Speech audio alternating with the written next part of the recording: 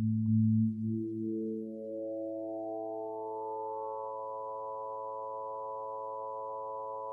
Letter, Astrological Podcast. Saturn Part 2, The Gifts of Saturn.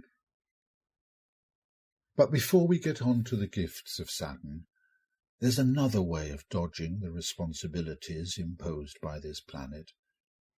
You can blame it on your astrological chart. It's because I'm a Pisces. It's because I'm having a Pluto transit. Whatever. Now listen very carefully. You are not constrained by your birth chart. It is merely the starting point. You can grow beyond it, but not if you use it as an excuse for being a schmuck. Astrology can help you understand your reactions, your mood swings, your unconscious habits, etc. But the point is to become aware of them so that you have conscious choice in your behavior and your actions. So assuming that you didn't dodge your responsibilities during your Saturn return or other major Saturn transit, you should be functioning a lot better in the real world. You're free of fears that have held you back because you've looked at them, done something about them. Whether those fears have manifested as a pile of unpaid bills, or a layer of abdominal fat, or a relationship you can't leave because Saturn is there to challenge you to grasp the nettle. And when you make that step, Saturn becomes an ally rather than a burden. You have a better handle on what's real and what isn't. There are things that you just won't do again because you know where that type of relationship will lead you, or that type of living arrangement, that type of business deal, or that type of job. Nobody could have taught you that. You had to go through it. That's Saturn. You can think of Saturn as a gatekeeper, if you like.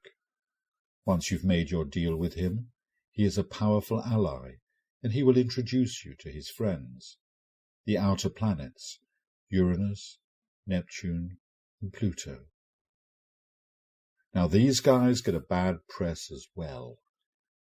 According to the astrology books, Uranus disrupts, Neptune deludes, and Pluto is a bully. To put it more gently, they force change through crisis. But once you've got Saturn on your side, it becomes possible to work with the energies of the outer planets, to use them rather than be used by them. So let's start with the gift of the planet Uranus. With Uranus, you are free of the fear of what other people think of you. You don't have to be the same as everybody else. You can be yourself regardless of the norms and values of society. We're not talking about going out of your way to shock other people. We're talking about the mind of the inventor, the time traveler, the original thinker. In Jungian terms, Uranus represents the individual, the person who is individuated, who has owned their shadow side, who has become whole, the woman who has found her masculine self, the man who has found his feminine self. Saturn helps you get a handle on things to keep it real. The second gift is the gift of the planet Neptune. Without Saturn, Neptune is the dreamer, the fantasist, in extreme cases delusional. Also the fashion victim, one to whom image is everything. Even the person obsessed with their body image.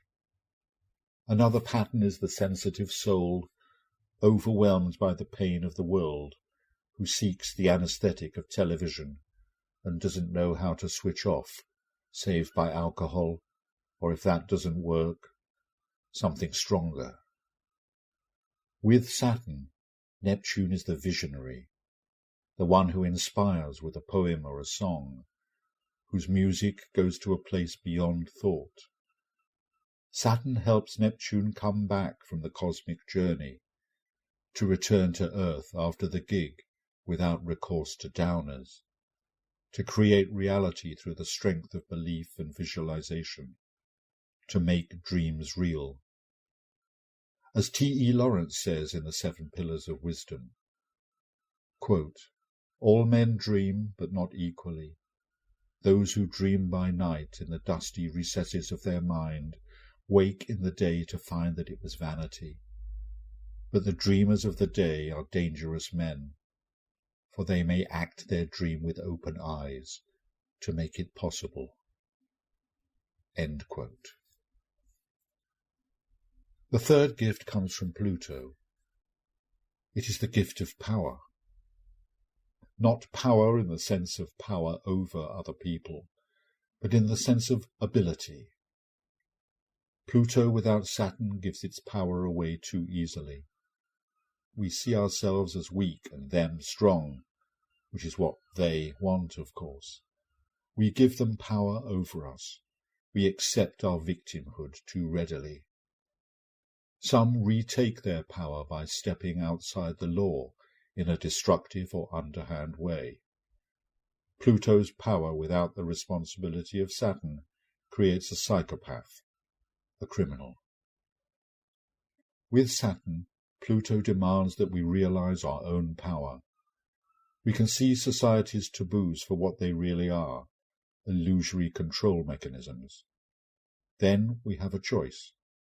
We can accept them and work within them to assert our will, to use our abilities to affect change, or we can take the risks and accept the consequences. What Saturn gives us is control. Without Saturn's control, the energies of the outer planets can be wild, unreal, destructive. Saturn is the gatekeeper that gives us the ability to switch in and out of these energies, to use them rather than be used by them, to be aware of the tides of the mass movements, and to decide whether to go with them or not. To become conscious means to have choice. To have choice is to be free. That's the deal. Saturn's deal.